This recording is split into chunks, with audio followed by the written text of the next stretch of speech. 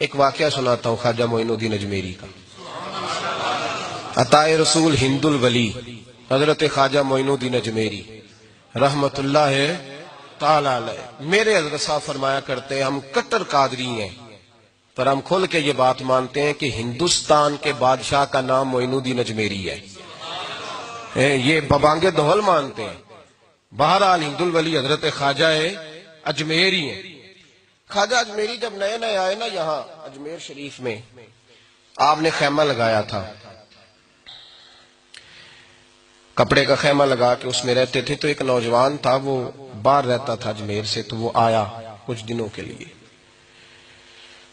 پڑھائی سے فارغ ہو کے اجمیر کا رہنے والا تھا لیکن باہر رہتا تھا. جب یہاں آیا نا وہ عصر کے بعد وہ گزرتا خواجہ اجمیری کے خیمے کے سامنے سے، جھونپڑی کے سامنے سے، تو خواجہ صاحب عصر کے بعد بیٹھ کے رویا کرتے تھے. عاشق دا کام ہی رونا تونا، بنا رویوں نہیں منظوری. یہ عاشق سدا ہی روندا رہندا، پاویں وصل ہوئے تے پاواں دوری. رویا کرتے تھے.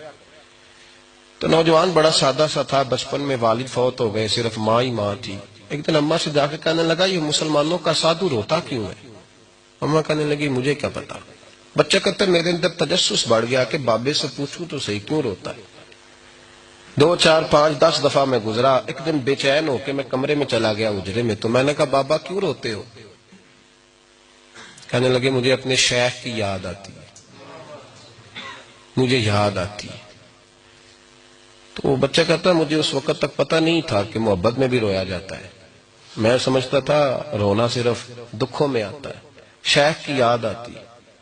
حضرت عائشہ صدیقہ رضی اللہ تعالیٰ عنہ فرماتی ہیں جس دن نبی پاک صلی اللہ علیہ وسلم رات کے وقت ہمارے گھر آئے نا، اور حضور نے فرمایا ابو بکر چل تو نے میرے ساتھ مدینے جانا ہے، تو میں نے جناب صدیق اکبر کو روتے دیکھا. تب مجھے پتا چلا کہ محبت میں بھی بڑا رونا آتا ہے، محبت میں بھی رویا جاتا ہے.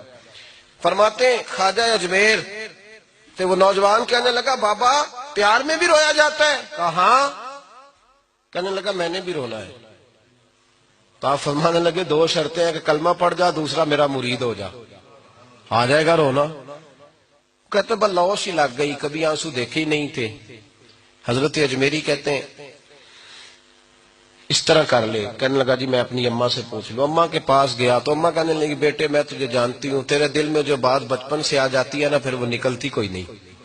تو اس طرح کر لے جس طرح بابا کہتا ہے، اس لیے کہ تو نے پیچھے تو ہٹنا نہیں. جا کے مرید ہو گیا، کلمہ پڑھ گیا. اب بابا جی کہتے ناشتہ بھی میرے ساتھ کرنا ہے، شام کا کھانا بھی، اور فجر کی سیر میں بھی تو ساتھ جائے گا. پریت ہو گئی، پیار بڑھ گیا، پر کٹ گئے، زندگی بابے سے وابستہ ہو گئی. اب چند مہینے جب گزر گئے نا پوری لو لگ گئی. تو بابا جی کہنے لگے بیٹے تیری 3 چھٹیاں ہیں، 3 دن تو نے مجھے ملنے نہیں آنا. بالکل 3 دن کے بعد آنا. اس نے کہا مسئلہ ہی کوئی نہیں، پرواہ ہی نہیں تھی نا، پتہ ہی نہیں تھا. تو وہ چلا گیا گھر، صبح سے شام تک رہا. شام کو اماں نے روٹی دی تو 3 روٹیاں کھایا کرتا تھا، اب ایک لقمہ بھی نہ توڑا جائے. اماں کہتی بیٹے خیر ہے؟ اماں جی پتہ کوئی نہیں، کوئی اندر کمی ہے کسی چیز کی، کوئی خبر نہیں، پتہ کوئی نہیں.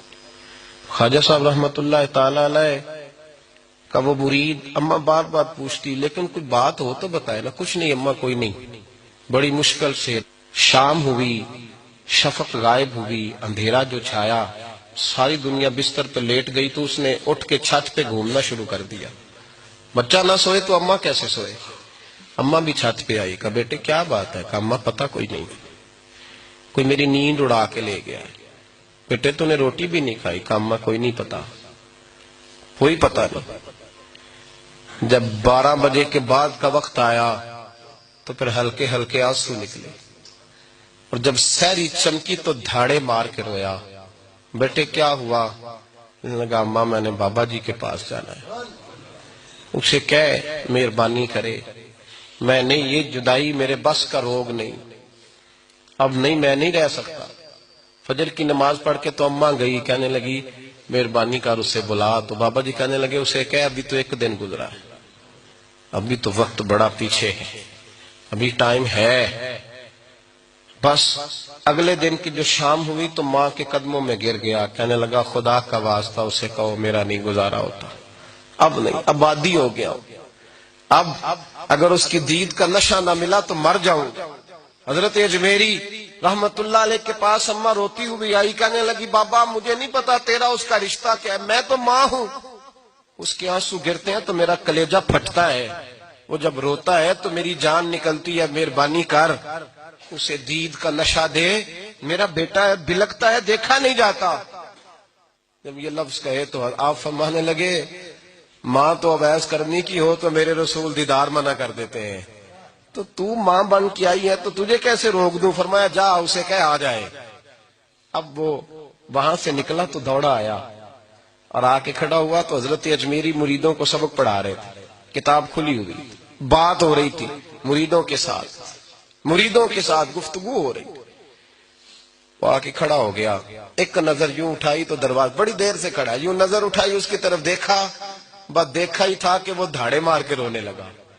تو حضرت اجمیری نے مسکرا کے ایک جملہ کہا، فرمایا پتہ چل گیا محبت میں بھی رونا آیا کرتا ہے، پتہ چل کے دوڑ کے قدموں میں آیا۔ اور پھر لوگ کہتے ہیں جب وہ آیا نا تو آنسو حضرت اجمیری کے بھی نکل گئے، رو پڑے، آہیں نکلی۔ فرمانے لگے بیلیا رات سویا نہیں نا؟ کہا حضور نہیں۔ فرمایا میں بھی نہیں سویا، تو اگر بیدار تھا تو کل شام روٹی نہیں نہ کھائی؟ حضور نہیں کھائی۔ فرمایا میں نے بھی کوئی نہیں کھائی۔ یہ محبت دو طرفہ ہوتی ہے، یک طرفہ تھوڑی ہوتی ہے، اگر تو نے نہیں کھائی تو میں نے کب کھائی؟ میرے بھائی ہمارے مشائخ نے محبت کی زنجیروں میں باندھا مریدوں، تو بند گئے، گزارے نہیں ہوتے تھے۔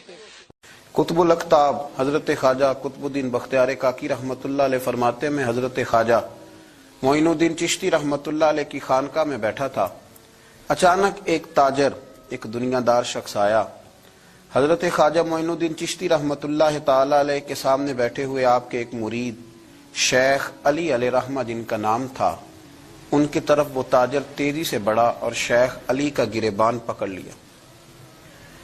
میرے پیسے کب دو گے اور کتنے وعدے کرو گے؟ لاؤ میری رقم واپس کرو۔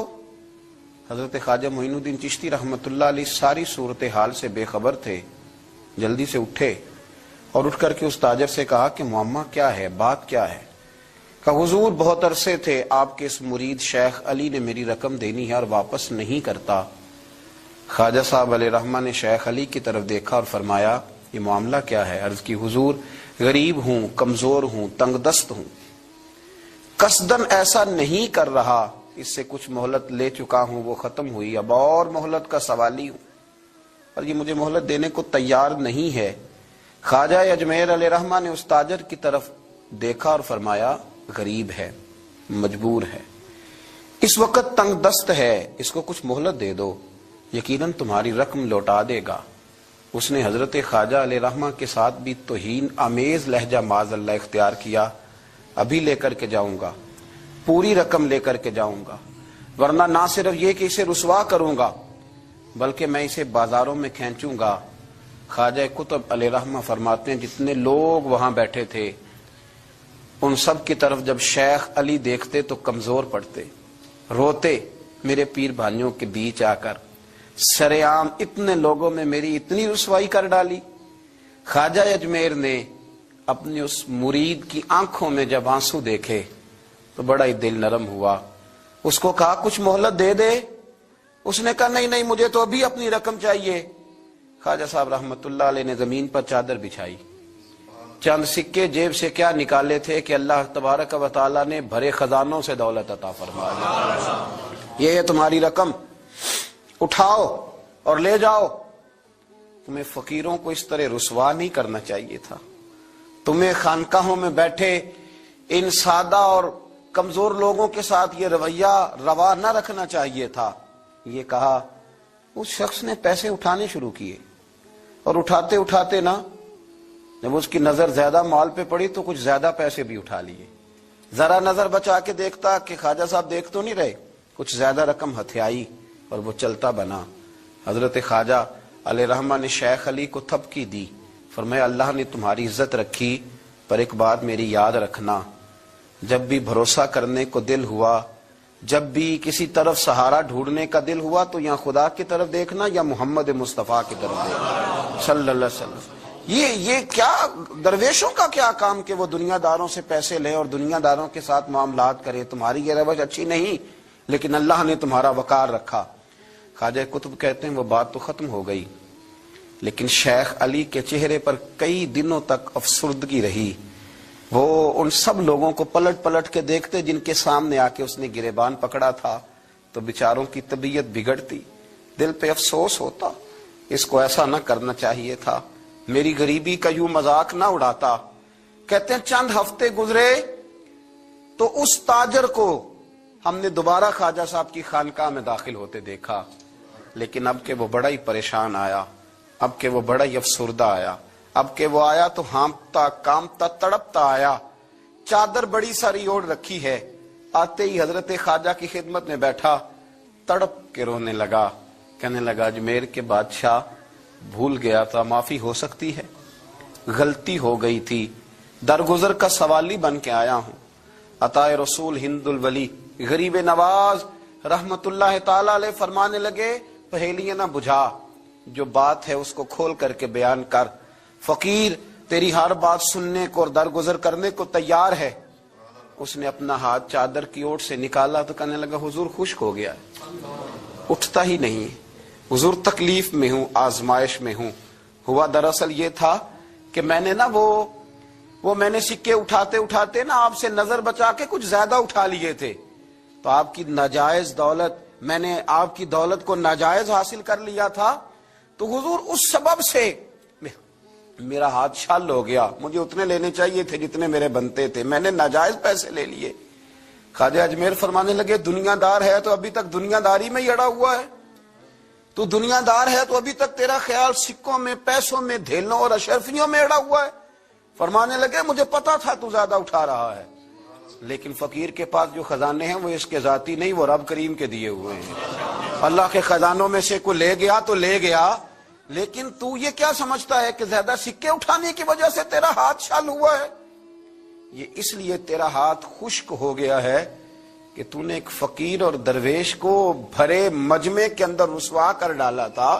تیرا زیادہ پیسے لینے کی وجہ سے ہاتھ کمزور نہیں پڑا، بلکہ وہ جو تو نے اس غریب کے گلے میں ہاتھ ڈالا تھا اور اسے رسوا کر ڈالا تھا، تو کیا سمجھتا ہے وہ لاوارث ہے؟